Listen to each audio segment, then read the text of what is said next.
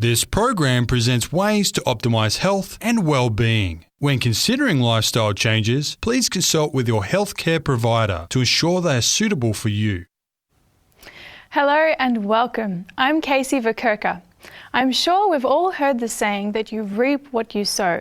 And while this proverb can be applied to many situations, today we'll learn how it relates to interpersonal relationships. Stay with us to find out more.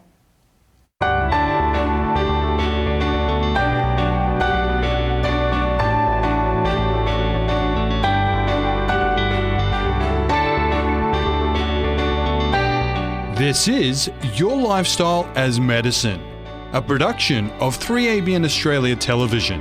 On this program, we explore ways that you can shape your lifestyle as medicine. Today, we're starting a set of sessions on conflict and control in relationships and how these impact our well-being. To cover this important subject, we have a familiar face with us again, health psychologist Jenifer Skues. Welcome to the program, Jenifer. Hi, Kaysie. Thank you. Glad to have you with us. And we are looking at healthy versus unhealthy relationships in this program. And just wondering what kind of factors lead into this. And obviously, relationships are something which develop throughout our lives. So how does that all come together and start in our experience? It's actually probably a more complex situation as we grow up, as we program how to have relationships, and people realise there are so many factors involved, from we're going to look in a minute, conception to birth is one factor, but certainly the environment we're born into, how the parents function, whether there are siblings, how they treat us, the values and beliefs in the family and society, whether there's a more religious side of it, schooling, all of that helps us develop our relationships. And this is where if we have any sort of trauma or feel insecure during that process, then we struggle with relationships further down the track. So this is where I help people to explore that, and we often look at a timeline, which is, I've used before, past, present and future model, but this particular one is specifically on the development of relationships. Wow. So we're going to explore that. Yeah, so it starts right back at the beginning. You mentioned before about conception to birth. Yes. So that's from the very onset of a new life forming, the relationship element is starting to develop and come about. Okay, well, take us through more of this model and how it works. Well, when you go look at conception, what was that like? Was the a couple who were having the baby in love and had a good relationship, and it was very much a peaceful process and a bonded relationship, or was it a traumatic relationship? And this can be for many reasons. I mean, we often hear of people who sadly were compromised sexually against their will, and that, of course, is even traumatic for conception. Yes. So you can see how that affects. So it comes back to that environment where we are conceived and the parental attitudes. You know, sometimes you have a parent who doesn't want a child but has a child. You know, sometimes the child's given up for adoption. So a lot of these variables are totally crucial in those early years. And we just sort of saw there's a model up there that we had a look at, past, present and future. So if you look at the past, when we go from conception to birth, during that gestation period, in that particular area there, what will happen is the child is subjected to what's going on for mum. So if she's in a abusive marriage relationship, if she is not happy, she's depressed, she's anxious, whatever that situation is, if she's happy, if she's really loving, looking forward to having that child, the child is brain and body is already developing under those circumstances. And apparently about a month before the baby is born, it takes on the parent or the mother's emotional makeup. So if mum's anxious, then that is being programmed in. Wow. Yeah, if that makes sense. So this is where it's a very important period of time to set the die for relationships, for security. So this is, I guess, it's putting an initial stamp on the child's emotional tendencies and I guess how they would automatically tend to relate in relationships when they get older. I'm guessing that's what's happening. Absolutely. When we look at, again, at that model future projection, what we set in concrete, and when I talk about concrete at that time, because anything can change. The child, as they grow up, if they're insecure, they can learn to be secure. So this is where once a child's born, birthing itself is traumatic. See, this is where, as we go through life, there can be many traumas. A trauma for a child once they're born could be that the mother doesn't read the baby's emotions, because when a baby is born, it is wired emotionally. The brain is emotional and survival. They cannot think for themselves. They cannot process. So everything they absorb is into the emotional brain and the survival instinct. So if the baby is upset and distressed and crying, and mum ignores that or can't read well that child's distressed and they don't attend, that child is now feeling separated from mum and traumatic. Yeah, so it doesn't, it's crucial years. Yet if mum then realises after that the baby was upset and goes and soothes and does it, it actually it corrects the problem. So even though mums are going to make mistakes, they can correct it once they realise what the problem is. So this is where there's like the good news and the bad news in parenting. But a child's security has to be embedded emotionally, and for the first 2 years of that child's life, they see themselves as still physically attached to the mother, and also they want that secure environment, and they're learning to regulate emotions by how mum helps them emotionally. So mum is their model. So this comes back again to how mum is. If mum's depressed, then the child is picking up on that in those first 2 years. Even though depression can be genetic, it's also a learned process when you have a caregiver who's also depressed. And I'm not blaming parents, because parents love their children but can be in awful circumstances. So this is where we've got to look at the reality of what is that child like and what is mum doing. Because mums aren't given the toolkit, sadly. The way they were brought up is often how they parent. And it's not, and I have so many parents who come to me, mothers with adult children, who go, I wish I did it differently. And I go, well, you didn't know. Now you know, and now they're doing a lot of good to help their children, even in their maturity, to start to feel secure and build that family relationship. You can build that relationship any time. It can be with relatives, mother, it can be with a primary caregiver or someone who you connect to as you grow up, who's a good model for you. The brain can rewire out of the traumatic process into a healthy relationship. So we have that ever-changing brain over that past, present and future process. So I hear then that the key thing that you're pointing out here is that for an emotional brain to develop properly to maturity, it needs the security of a caregiver from the start. Yes, that the baby's emotionally attached to and stays connected. And this is where it's very easy for a child, or even post-2, but pre-2, to feel abandoned. And that's where, sadly, if mother isn't well and ends up in hospital, then what will happen is that baby feels abandoned unless the baby goes with mum.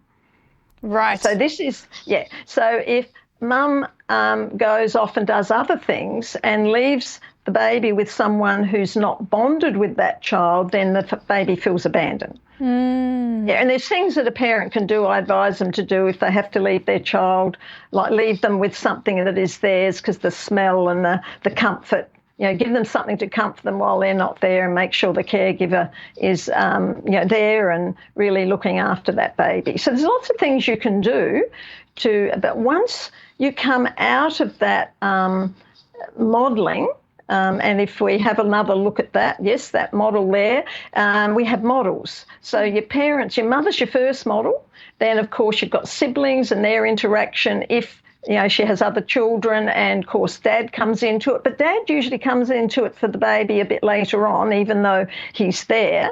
And some dads become primary caregivers, but they're very bonded with their children. Okay, so that means the relationship experience that the child has throughout those formative years, in that, particularly that pre-2. So by the time they get to 2, either they're securely attached or they're insecure. So we want secure attachment versus insecure attachment. So at about 2 is when the brain develops, so the thinking brain, the intelligence. And this is where the child will start to talk and start to make sense of the world and do things. And if the child's secure at that point, the brain actually is balanced and the emotions are balanced and they can navigate through life, and the personality develops in a positive way, in a balanced way. But if they're compromised and they're feeling insecure at 2, they're not attached, it's like having a ship without an anchor. They can't ground themselves, and the caregiver hasn't been doing it. Therefore, that brain, the left-right brain, develops differently, and the personality develops differently. And what it does, the personality either then has to take control, because when they're insecure and feeling anxious, they've got to have control. Right? So what they'll do is they have anxiety disorders. Yes, depression can be part of it. OCD disorders. There's all sorts of those control disorders that children then develop. And the moment they feel a bit insecure or anxious, they put in place, they take control in an inappropriate way. Yeah, they might control other relationships. The personality starts to develop in the wrong way, and hence we have all these personality disorders we see. And I get clients come to me and, I've been told I'm borderline or histrionic or whatever personality, and we work with that because you can change it. The personality can grow and develop at any time in life. Right? If you don't go to control, the other end of the spectrum at about 2 years of age is the emotional meltdown. Right? And this is where you get the tantrums. I was going to say, this sounds like terrible 2s to me. But the interesting thing is, with a tantrum, if you scold the child and remove yourself, they're going to feel more insecure. Whereas if you get the child and while it's having a tantrum, give it a big hug until it stops. Because you're now attaching, you're giving it security, and it will stop doing the tantrums because it's feeling secure. Yeah, wow. Yeah. That's so interesting. Simple things we can do, even if we're not a parent. Like I used to semi-parent a neighbour's children, and they were beautiful children. And if they were with me and they were upset, I'd soothe them and calm them, and touch is powerful. This is where parents mustn't underestimate the power of touch, the right touch, where you're a loving touch, a caring touch. Just things like if it's a young child, just rubbing the heart area and the tummy or the back, and that soothes a child immediately. So all of those things help a child to learn the beliefs and values we learn if we have a look back at that model when we come into the present, where either we can show and receive healthy love or we feel rejected and we will reject others. Right? So we've got this duality extreme spectrum that we work on. And of course, we can go from love to rejection. It's a sliding scale. It's not so black and white. If you look at the next variable, our IQ, which is inherent, will develop. But if we're in a feeling not attached and insecure, the IQ will be inhibited. It won't develop fully until we get security back. Now, the EQ is your emotional quotient or your emotional intelligence, and your emotional intelligence is crucial. Have you ever heard someone say to them, "Oh, grow up"?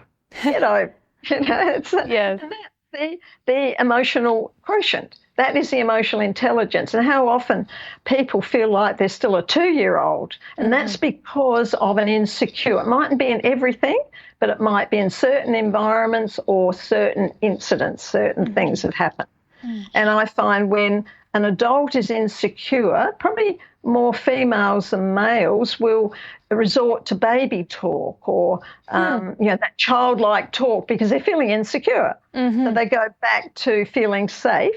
Or when there's trauma, some adults will go into the fetal position. I've seen that before and heard that. So that is where they felt so safe and secure. Right? So as adults, we can compensate, but we can learn to be secure. And that's where, of course, our models are crucial. But who we bond with through life will help that secure, insecure aspect. If we develop friendships where we feel safe and secure, or even if we've had an awful family upbringing, and the reality is there are families that don't function well. There's abuse, there's trauma, there's neglect, and even just emotionally not there for a child is traumatic. So if the child feels insecure, it is going to gravitate to unhealthy relationships, because when you're insecure, people who pick on vulnerable people will know that person's insecure. So the predator, the controller in relationships will gravitate to that person. They know by their non-verbals, their verbals. So as you go through life, you get this problem. And I get people who have a very traumatic childhood who end up marrying an abuser, have also get raped, have just an awful situation where it goes on and on. They're compromised constantly. And they go, what is wrong? They're nice people, but they're so insecure. So that means I have to help them to understand, I use that timeline, help them to understand where they are in the timeline and to start to work at that security. And that's where nurture and abuse comes into it. Learning to nurture yourself. An insecure person won't. They will abuse themselves. And this is where now we have the extreme of self-harm, suicidal tendencies, and it's usually around nobody loves me. People don't care about me. And this is where a lot of what I do is really about relationships. And as a practitioner, if I bond with that person or they have someone else they bond with, it helps them to grow and develop security. It doesn't have to be a parent person. It can be anyone in their life, as I said, a friend, and I find that's where I can work well with people if they feel connected and safe. Because a child who's in trauma, when they grow up, doesn't feel safe. Therefore, they have to fight, flight, freeze, and escape somehow. So yeah, and that's very, that's, I guess, really encouraging to hear, because often if a child has grown up in an environment where they haven't had that security from the beginning, they may eventually get it, but they may never get the emotional support they want and they need from the friends or the family immediately around them. So I guess you're saying that someone else can come along and help to fill the gap and restore that sense of inner security and help that person to heal and then flourish. I guess that's part of what you do. And this is where the spiritual life of that person, I find if they're with God and they're not connecting, then what I do is help them to connect. And we work, because we're body, soul and spirit, and we do have spiritual values. And some people have never had any input on that level, so it's an introduction to a more spiritual aspect. But God heals. You know, our relationship with Jesus heals. He came to heal the brokenhearted. So this is where I find bringing that into it, that is the healing process. And I do have a lot of people who have faith. They might have lost the plot as to where they are, but that encouraging them and helping them to go back to the Bible and to look at the promises and just study more and pray, connect. And connecting with God heals a lot of the wounds, and then they can connect with others. Wow. So, so we must not neglect that. You know, that there is a healing process. And people respond to that, I find, and this is where it's good to share those beliefs and values. This is where we're now looking at beliefs and values and attitudes that we have, and giving them some good news. And that's where, when you look at the present, at the bottom of that, those points is resilient or vulnerable. Resilience we're not born with. It's to do with emotional maturity. The more we grow, I believe, emotionally and spiritually, the more resilient we become. And that's the capacity to cope and to get through the roadblocks in life. When we hit that brick wall, resilience means we hang in there and we have a toolkit, which is what I refer to, that people have. And it might be coming back to looking at that model if I'm working with them. Okay, well, what happened where? And let's have a look. I work very much in the present, and then they start to put the timeline together, because take them back to that baggage compartment, the unresolved past, and they're not ready, will be re-traumatized. So it's looking at how do I function in the present on those variables as to what my relationships are like, and am I growing beyond my trauma? And look, honestly, we've all had trauma. Even a loving family, we go out into the world. You know, it's a hard life sometimes. I mean, just look at the pandemic we had, the damage that did to families, to children. So how resilient were they in getting through that time and not being so damaged by it? So the isolation, all that, which is very unhealthy for young children. They need social interaction. And so you can see how this works, that we're a work in progress. That's how I see it. Yeah. So obviously when you're working with people to, I guess, first of all, identify some of the gaps that may be contributing to where they are now. Yes. You're working with providing the support they need, but at the same time, you're also helping them to think about their thought processes, to identify their underlying beliefs and values, which they may not have analysed before, but they may have. But you're helping them, I guess, to recognise the impact that's having in their life as well, and maybe reorienting some of those in a new direction.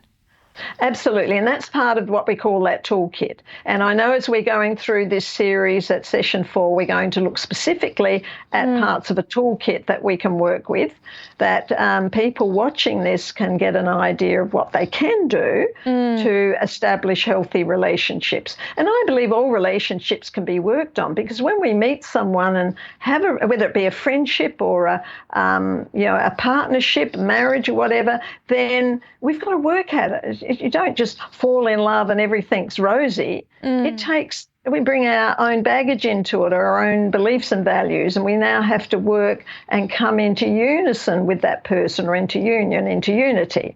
So that takes skills and time and effort. And if we don't have those skills and the models haven't been able to demonstrate them, then we can learn them.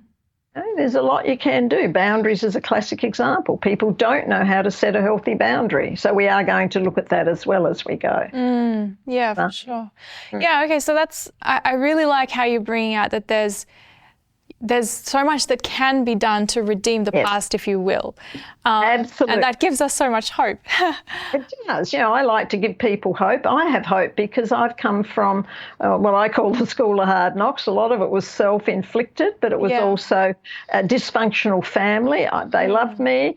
But we had a lot of problems with sibling rivalry, relationships between people, in the family, and relationship between mum and dad wasn't a healthy one. So I grew up, and what we believe or what we learn becomes the model for attracting and being attracted to a relationship. So if we look and the history says, oh, these aren't good relationships, I went for controlling relationships, then we have to reassess ourselves and go, well, why am I attracting that? What can I do to get back that balance? And this is where we're going to look at how can we be more assertive, set healthy boundaries versus submissive or aggressive. So there are different variables, and we can learn to do that. We can learn to manage our emotions. That means your future looks much better. Yes. And I have clients who've had terrible, awful relationships, and they have actually dealt with a lot of their issues, and they've then been attracted a beautiful relationship in their life they've had that love and that nurturing that they missed out on. So again, it gives hope to people that what you change in the present projects your future. That's really important. Yeah. So obviously, we've talked quite a lot about how when you don't quite feel the needs in the beginning, you have these effects later on. But what does it look like if we actually put all the right blocks in place from the start? You know, can you give us an example about that that will help us see that what do we, like I'm thinking about mothers out there who they've got a new baby or something, how can they give the child the best start? Well, certainly touch and nurturing that baby and being responsive to its needs, because they're nonverbal in like tears or smiling, Googling, all these things. So just being attached to that child, and realise for the first few years that child needs total attachment to mum. Mm-hmm. So giving that, as well as integrating with the family. It's not about isolating, but mum is the key figure, so that's important. But if a child is loved, it's never perfect. I mean, parents have meltdowns, have bad days. They might have go to work and come home. They're irritable. They react. But if the mum sees it's affecting the child, they'll go and talk to the child, even if they're a toddler. Children understand tone of voice. They learn. So explaining, don't think a child doesn't understand. They do. So communication throughout that early childhood, correcting things or helping them to come to terms emotionally, builds resilience at a young age. So that means they will not be perfect in any relationship, but they will grow in a relationship. That's really important. Now, I think do you have like a poem or something I think you were wanting to share? I think we just have time for that. This is a beautiful poem about Children Learn What They Live by Dorothy Law Nolte. And it really made sense to me. It says, if children live with criticism, they learn to condemn. If children live with hostility, they learn to fight. If children live with ridicule, they learn to be shy. If children live with shame, they learn to be guilty. And if children live with encouragement, they learn confidence.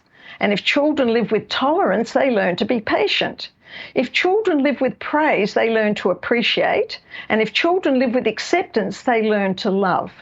If children live with approval, they learn to like themselves. And if children live with honesty, they learn truthfulness. And if children live with security, they learn to love, have faith in themselves and others. And if children live with friendliness, they learn the world is a nice place in which to live. Beautiful. That says a lot in and of itself, you know, all of the things to input into a child's life. Yes. That's really, really special. Yeah. Oh, well, thank you so much for sharing that with us, Jenifer. And you've really given us a beautiful overview of what is important from the start of our lives, but then also what we can do even if we haven't had the best start. So we look forward to exploring that with you more in the next few sessions. Thank you so much. We've been talking with health psychologist Jenifer Skues about how healthy and unhealthy relationship patterns develop in our lives. We've learned that much of what we experience links to what was sown to us in childhood. In the next episodes, we'll talk about the use and misuse of power and control in relationships and how this affects us. And this will be very relevant for everyone, so please join us for these conversations. If you have questions or comments about this program, or if there's a topic you'd like us to discuss, contact us on health@3abnaustralia.org.au. And remember to shape your lifestyle as medicine.